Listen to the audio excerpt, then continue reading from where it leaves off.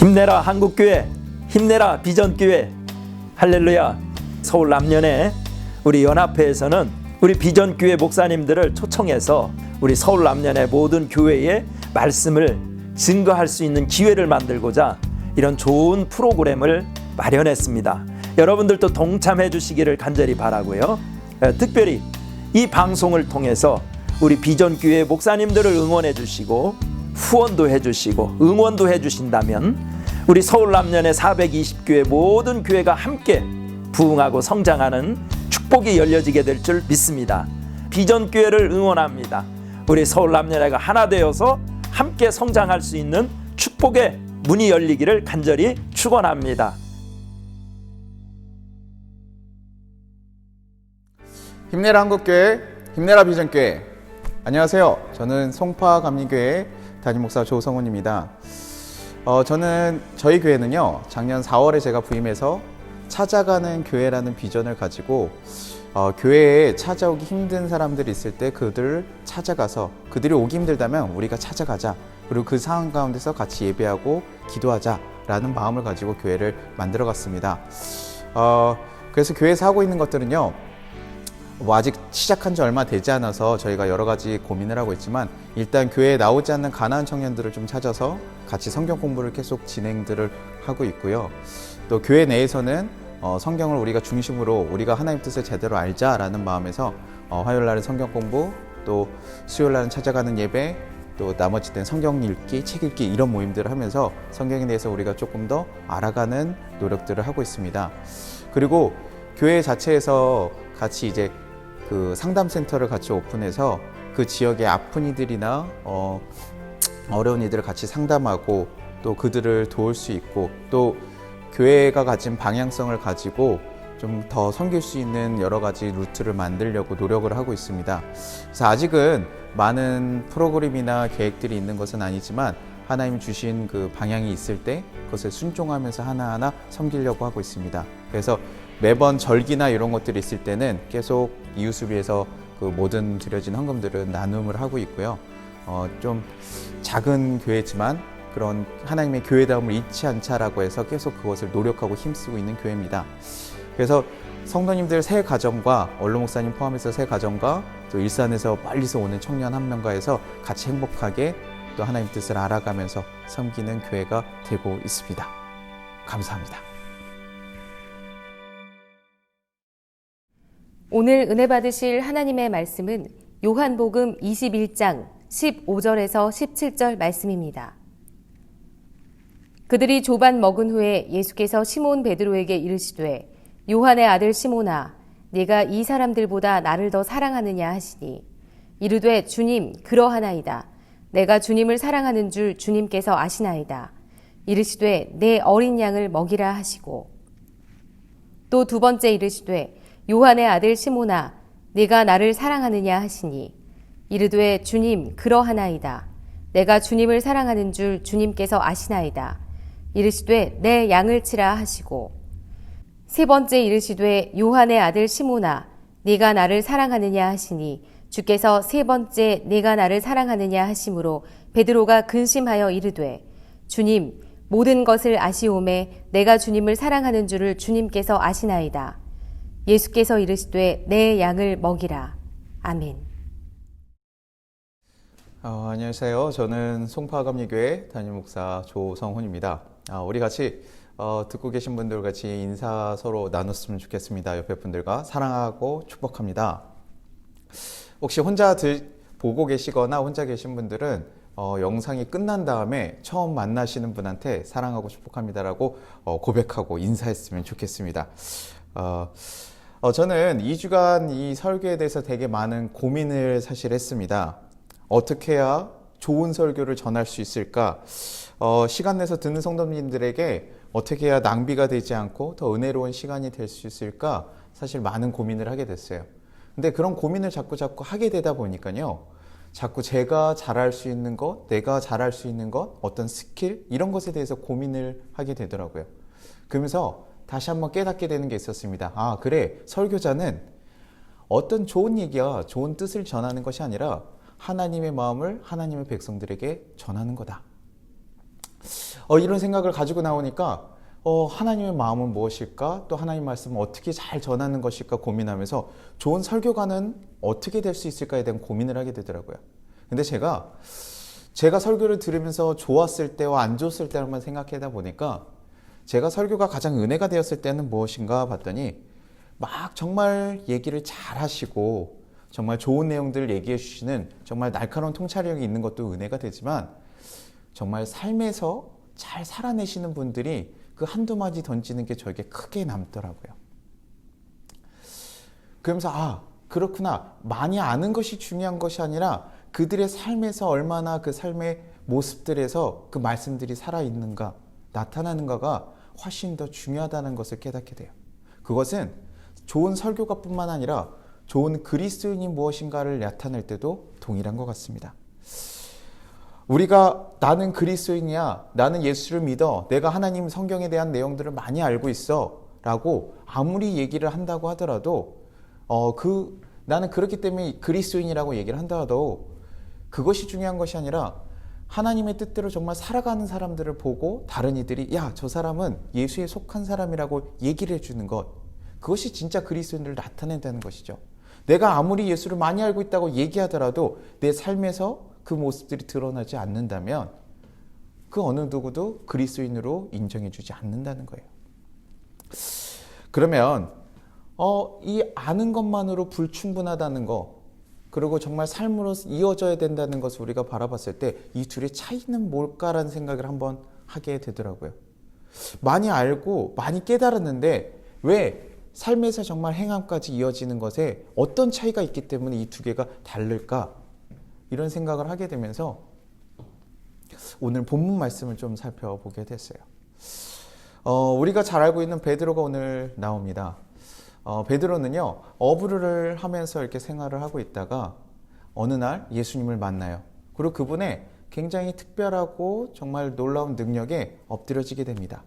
그래서 자신이 가지고 있던 모든 것을 버리고 예수님을 따라가요. 그래서 예수님이 말씀하신 것들을 정말 지켜가고 배워가면서 정말 예수님의 수제자라고 얘기할 정도로 굉장히 많은 열심을 가지고 배웠습니다.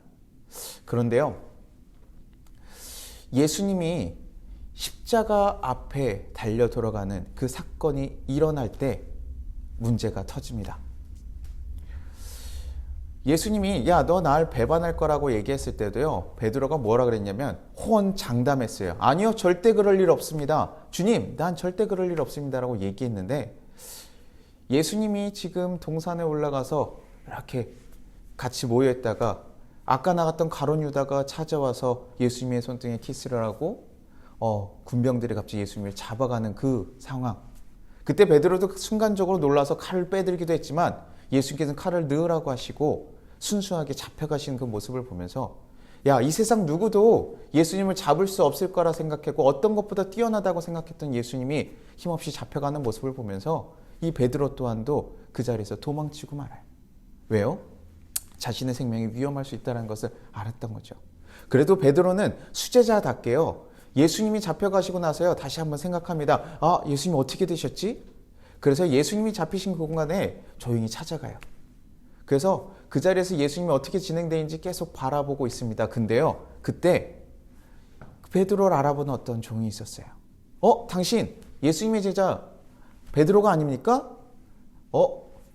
베드로가 엄청 당황했겠죠. 역시 날 알아보는 사람들이 있어. 여기서 내가 지금 베드로라고 인정을 하면 자기 또한도 지금 다시 잡혀갈 수 있는 상황이다 보니까 순간적으로 얘기합니다. 아니, 나 그런 사람 아니에요. 나 그 사람 아니에요. 그렇게 해서 다시 떠나가고 또 근데 다른 곳에서 또 한 번 그 질문을 받게 되고 또 한 번 그 질문을 받게 되고 결국 예수님 앞에서 호언장담하면서 전 절대 예수님을 배신하지 않습니다. 절대 그럴 리 없습니다. 라고 얘기했던 베드로가요, 결국 예수님 앞에서 예수님이 자신을 바라보시고 그 자리 가운데서 예수님을 부정하게 된 것이죠. 그럼 베드로의 마음이 어땠을까요? 깊은 좌절감, 또 죄책감, 자신에 대한 상실감들, 이런 것들이 베드로에게 아마 가득가득 찼을 거예요. 내가 이 정도 사람이구나. 그러면서 지금 보통 베드로의 예수님의 수제자여서 예수님이 잡혀갔으면 막 예수님을 구하기 위해서 힘쓰고 노력해야 되지만 베드로는요, 그 사건이 있은 후에 자신의 삶으로 돌아가 다시 어부의 일을 하고 말아요. 자신이 지금까지 믿고 따라왔던 그 모든 것을 버리고 그냥 자신의 삶으로 돌아가 무기롭게 살아가게 된다는 거예요. 그런데 거기에 누가 나타나십니까? 부활하신 예수님이 나타나신 거예요. 그리고 나서 베드로와 얘기를 하십니다.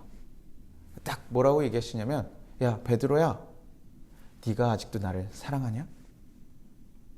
보통요, 우리가 자신을 배신한 사람들을 우리가 찾아갔을 때 보통 뭐라고 할까요? 야, 너 왜 그랬어? 나한테 왜 그랬어? 이렇게 얘기하는 게 우리가 보통 일반적이에요. 나한테 왜 그랬냐? 내가 그렇게 너에게 잘해주고 너한테 알려주고 내가 너와 함께하기를 힘썼는데 어떻게 나한테 그럴 수 있냐라고 물어봐야 되는데, 예수님은 그 질문을 하지 않으세요. 와서 네가 아직도 나를 사랑하니? 네가 아직도 나를 사랑하니? 베드로가요, 이 질문 앞에서 변화가 되는 거예요. 처음에 물어봤을 때 네, 예수님 사랑합니다. 근데요, 예수님이 3번이나 계속 물어보니 3번째 뭐라고 하냐면, 내가 근심하여 하는게 다시 예수님께 얘기하는 거예요. 네, 주님 사랑합니다. 주님이 아시지 않습니까? 베드로가요, 처음에 얼마나 불편하고 어려운 마음이었을까. 근데요, 아직도 예수님께서 자신을 너무나 사랑하는 그 사랑을 알게 되니까, 그 깨닫게 되니까 그때서야 이제 진짜로 그 안에 변화가 됐던 거예요.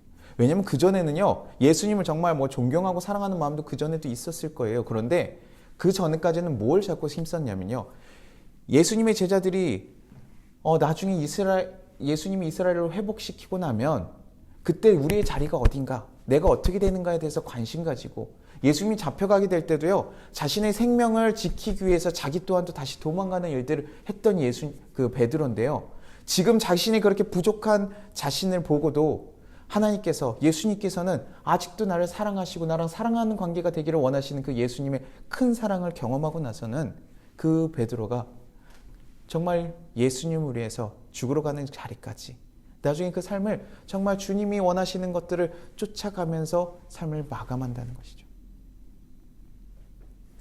어떻게요? 예수님이 자신을 사랑하는 그 사랑의 고백을 듣고 말입니다. 그전에는요, 예수님이 가르치신 가르침을 알았다고 볼 수 있어요. 어떻게 살아야 되고 어떤 것이 중요하고 어떤 것이 맞는지 이런 것에 대해서 배웠고, 그래서 했냐 안 했냐에 대해서 계속 많이 질문합니다. 주님, 왜 저희는 안 되죠? 이런 질문들 하면서 그런 것에 관심을 가졌다면요, 이제 예수님과 진짜 사랑하는 관계가 되고 나서는 잘하고 못하고가 중요한 것이 아니라 예수님이 기뻐하시는 것을 위해서 기꺼이 나아가면서 살아가시는 거예요. 자신에게 너무나 큰 사랑 보여주셨던 그 사랑에 힘입어서 자신도 하나님이 사랑하시는 것, 예수님이 사랑하시는 것을 바라보며 그것을 힘쓰면서 살아가게 됐다는 거예요. 저는 아까 우리가 아는 것과 행함에 대한 차이가 뭘까? 왜 우리가 아는 것으로 좋은 그리스도인을 얘기하지 않고 행함으로 좋은 그리스도인을 얘기하는가? 이 하나님과의 그 사랑으로 인해서 나타나는 행함이 있을 때만이, 하나님을 정말 사랑하고 예수님을 진짜 사랑하는 마음이 우리 가운데 있어야지만이 이 행함이 나오기 때문이에요. 왜냐하면 아는 것으로도 훈련받고 할 수 있지만 그 가장 최종적인 목적은 자신을 사랑하는 마음, 그것이 있기 때문에 정말 진정한 하나님의 사랑하는 그 행동들을 할 수가 없는데, 하나님과 진짜 사랑하게 되니까 그 다음부터는 기꺼이 내 것을 드리는 것에 아깝지 않고, 내 시간을 드리는 것, 내 생명을 드리는 것에 아깝지 않게 하나님께 나아간다는 말씀입니다. 자기중심으로 향했던 사랑이 하나님을 만나고 예수님을 만나고 바깥으로 하나님을 사랑하는 것으로 가게 되는 것이죠. 제가 오늘 설교 제목을요, 사랑하는 분이 사랑하는 것을 사랑해야 라고 정했습니다. 사실 이 설교 제목을 하면서 우리가 어떻게 하나님이 사랑하는 것을 사랑해야 될까, 사랑하는 목록들을 얘기해 줘야 되나, 이런 것들을 고민했었는데요, 말씀을 보니까 그렇지 않아요. 어떤 사랑하는 것이 무엇일까를 고민하고 살아가는 것이 아니라요, 하나님을 정말 먼저 사랑하는 것, 사랑하는 분이 먼저 해결돼야 그 다음에 그 사랑하는 분이 바라보는 것, 사랑하는 것에 우리가 관심을 가지게 되고 그 사랑하는 것 또한도 사랑할 수 있게 된다는 거예요. 우리가 마치 연인과 사랑 뜨겁게 했을 때 그 연인이 정말 좋아하는 것, 기뻐하는 것, 그것들을 위해서 내 것을 막 힘을 쓰고 나도 그것을 어떻게든 해보려고 하는 그런 노력이 있는 것처럼 하나님이 사랑하는 것을 보게 되니까, 하나님 사랑하는 것을 알게 되니까 나랑 불편하고 어렵고 내가 하기 싫은 일이어도 할 수 있게 되더라는 거예요. 그러니 하나님이 사랑하는 삶, 하나님 사랑하는 것을 사랑할 수 있는 방법은 딱 하나, 하나님을 진짜 사랑하는 것, 예수님과 진짜 사랑의 관계가 되는 것. 그때야 우리가 진짜로 하나님이 사랑하는 것을 사랑할 수 있게 된다는 거예요. 여러분의 교회와 여러분의 가정과 생활에서 여러분들이 막 정말 해야 될 것들이 너무나 많은데요. 우리가 정말 하나님과 사랑한다고 생각을 했을 때 여러분들이 잠시 서서 조금 바라보시기를 원해요. 내가 정말 사랑하는 하나님이 사랑하는 것이 무엇일까? 하나님이 사랑하는 자들이 무엇일까? 교회 가면 막 정말 웅성웅성하고 인기 있는 사람들 보고 막 인사하기 바쁠 수도 있지만 잠시 서서요, 하나님이 사랑하시는 게 무엇일까 바라보면요, 혹시 보일지도 몰라요. 저기 혼자 소외돼 가지고 있는 사람, 아니면 나랑 마음에 들지 않았던 장로가 보일 수도 있고요. 나한테는 너무나 불편하고 어렵지만 하나님께서는 너무나 사랑하시는 하나님의 자녀들일 수 있다는 거예요. 우리가 그 자들에게 마음을 쏟을 수 있는 거, 내 힘으로는 불편하고 어렵지만 내가 하나님을 다시 바라볼 때, 아, 그렇죠, 하나님이 저들을 사랑하시죠 라는 마음이 우리 가운데 주어질 때 그들을 진짜로 사랑할 수 있게 된다는 거예요. 그러니 우리가 정말 그리스도인으로서 살아가고 신앙생활을 하면서 우리가 돌아봐야 되는 것은, 내가 하나님을 사랑하는가? 여러분은 하나님을 사랑하십니까? 여러분은 하나님을 사랑하십니까? 여러분은 하나님을 사랑하십니까? 우리가 이 질문 앞에 정말 잠잠히, 정말 정직하게 나가서 대답할 수 있기를 소망해요. 그리고 우리의 부족한 모습을 정말 사랑하셨던 그 사랑을 발견하시기를 소망합니다. 그리고 정말 예수님과 하나님과 사랑하는 관계가 되어서 이 그리스도인으로서 살아가는 그 모든 삶 가운데 사랑의 모습으로 사랑의 선물을 내보면서 살아갈 수 있기를 소망해요. 그때 우리의 가정이 변할 수 있고요, 우리의 교회가 변할 수 있고요, 우리 이 나라가 변할 수 있을까 믿습니다. 여러분을 통해서 다른 이들이 그리스도를 알게 되고, 야, 저 사람을 봤더니 하나님이 사랑하신 게 뭔지 알겠구나, 야, 저 사람은 정말 하나님의 사랑을 받고 있는 사람이구나, 그것을 정말 깨닫게 될 거예요. 그리고 고백하게 될 거죠. 아, 하나님이 사랑하는 게 이거구나. 누굴 통해서요? 바로 여러분을 통해서요. 하나님과 사랑하는 바로 여러분을 통해서요.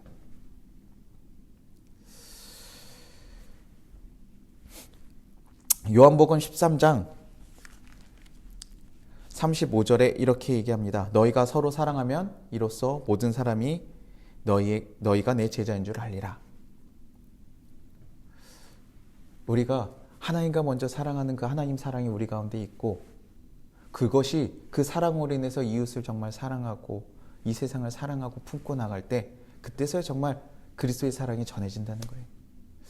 우리가 이 말씀을 통해서 우리가 알 수 있는 것 다시 한번 마지막으로 얘기하고 마무리하겠습니다. 하나님께서는요, 우리가 잘하고 못할 것을 기억하는 것이 아니라 우리를 여전히 지금 뜨겁게 사랑하신다는 것, 그것 하나 기억하여 주십시오. 그리고 우리랑 사랑의 관계를 맺고 계속 나아가고 싶다는 것을 여러분 알아주십시오.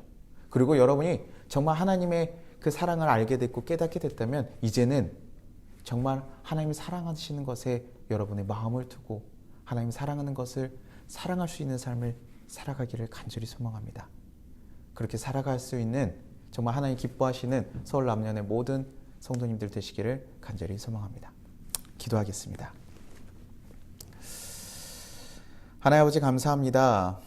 저희가 너무나 부족하고 약해서 하나님을 안다고 자신하면서 내 이익과 내 유익을 위해서 살아갔을 때가 많았음을 고백합니다. 그러나 주님께서 우리에게 향한 그 큰 사랑을 우리가 발견할 수 있게 하여 주시옵소서. 그 사랑을 보게 하여 주시옵소서.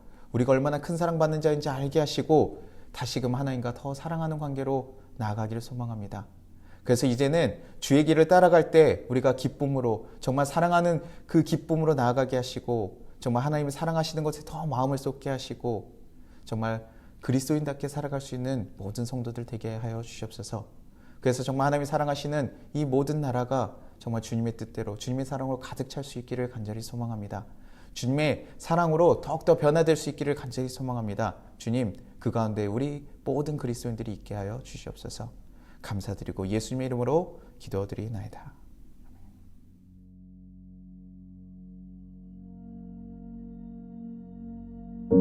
네, 저희 송파교회를 위해서 같이 기도 부탁드립니다.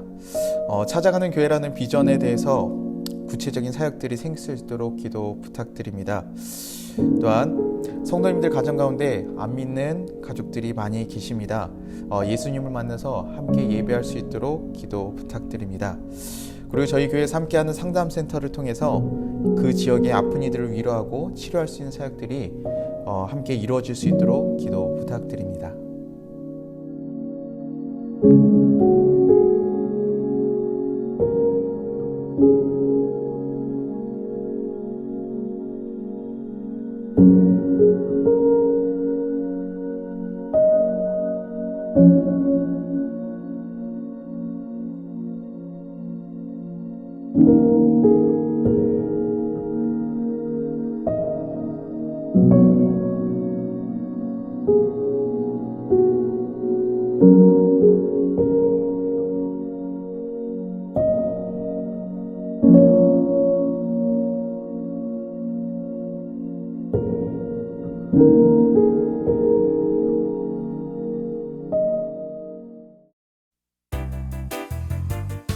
힘내라 한국교회, 힘내라 비전교회. 힘내라 한국교회, 힘내라 비전교회.